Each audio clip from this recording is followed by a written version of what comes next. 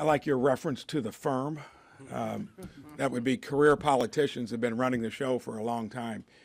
You've heard about what we're dealing with. You look at the simple task of what we need to do each year, the part that still is supposed to go through a budget process that we've not done and really adhered to in nearly a couple decades.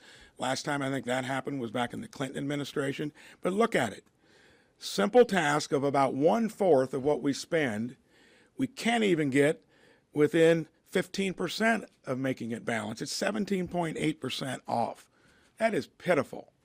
You know what happens in the real world? You go through Chapter 11.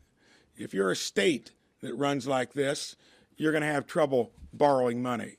And a lot of the states that roll like this place deal with the same consequences. Paint you a picture of how this turns out. First of all, I've been on the Budget Committee all 5 years. It's a useless appendage. We have never used it.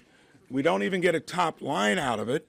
I'm a senator that gave up a spot on the Appropriations Committee because when I was on it, we didn't do one meeting with appropriators. And then what did we get? Not even a top line until after the end of the fiscal year. And you get that monstrosity of an omnibus bill that's cooked up by the firm that gives us that result. And what is worse, the way this plays out, Medicare Trust Fund goes broke in about 5 years. Social Security that employers and employees have been paying into 8 or 9 years.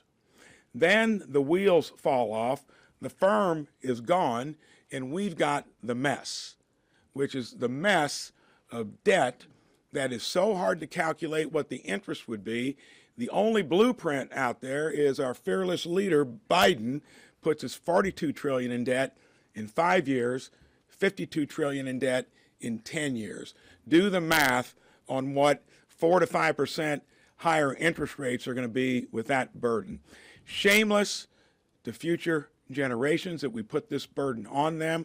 You're going to hear some particulars fleshed out on supplemental and other things, but this is all couched in the context that if we keep doing what we're doing, we're going to systematically go broke, and future generations are going to have to pick up the pieces.